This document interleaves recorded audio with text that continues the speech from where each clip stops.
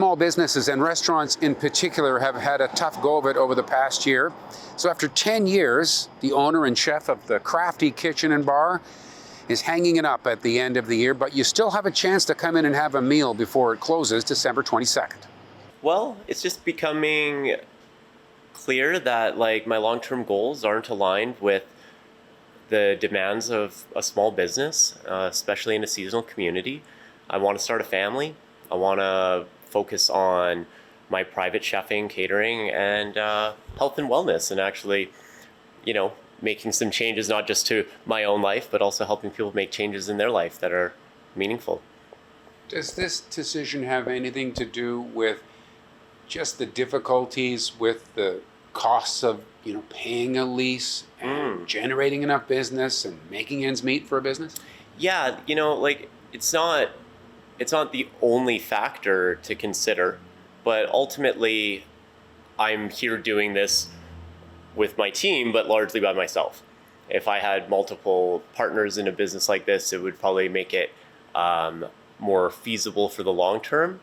But as costs increase, as things become more competitive and more difficult financially for businesses of all kinds to make ends meet, the pressure goes up, and then it should be either dissipated amongst the management group, or in my case, I shoulder that burden.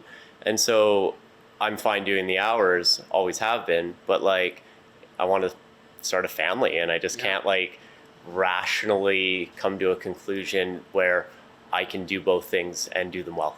Yeah. It's the kind of job here where you're kind of married to it. Yeah. Closed today. You're prepping. Yeah. That's yeah. it. I mean, it's super hands-on, isn't it, what you've been doing? Yeah, absolutely. And that's cool. And this area is up and coming. 2 huge condo buildings going in behind us. Luxury hotel, at least I think they're developing it across the street. And so if I was 31 right now, like I was 10 years ago when we started, I had all the time and energy in the world to put into it for what's coming.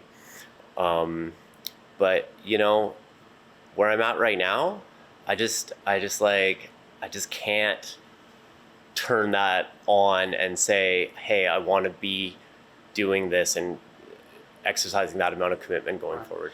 I guess what you're saying is that this doesn't necessarily mean you can't make a restaurant go here. Probably with all that's happening in Kelowna's downtown, this could be a great thing, but it's going to need someone to come in, invest in it, and do something big. 100%. For the right buyer or buyers, this is going to be an amazing location with decades more longevity in their future.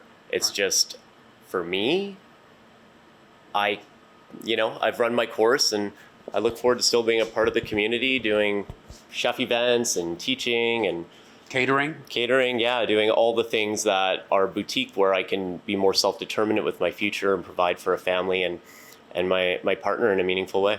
All right, so it's Krafty Kitchen and the Orchard Room both. That's right. So they're going for sale independently, and then they'll also be sold as an entity. So people who have enjoyed this place, they've got until December 22nd to come in and have a meal. Yeah, that's it. Hip hop brunch, chef's table, dinner, 7 days a week again starting November. Right. And as of November 28th, I'll be here every single day cooking. So. All right. Thanks, Chris, and best of luck with what's ahead for you. Appreciate that. And thanks for watching Kelowna Now. We don't just report the news. We live here too. We're your neighbors, bringing you stories that matter to all of us. No government funding, no outside influence. Kelowna Now, local, independent. News you can trust.